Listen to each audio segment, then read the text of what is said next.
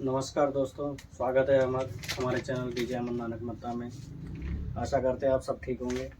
आज आपको ये XLR और मेल फीमेल के बारे में बताएंगे। इसके बारे में आप तो जानते ही होंगे, ये बहुत इम्पोर्टेंट है।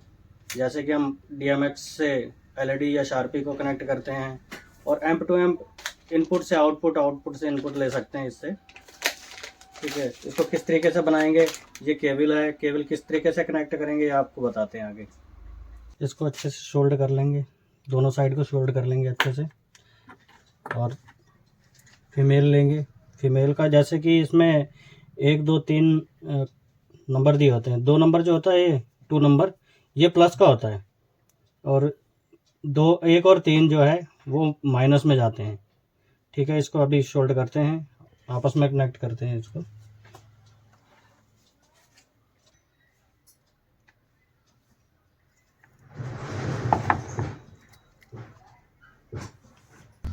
बस इसी तरीके से इसको हम इसमें अंदर ले लेंगे सामने। अब हमें करना कुछ नहीं है, बहुत आसान है ये बनाना। इसके आमने सामने देख लेंगे, कलर टू कलर मिला लेंगे। ये कलर टू कलर मिला के इस तरीके से शोल्ड कर लेंगे इसे।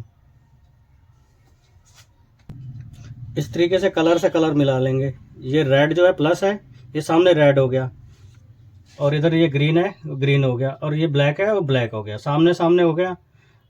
और इसको हम इसमें फिट कर लेंगे।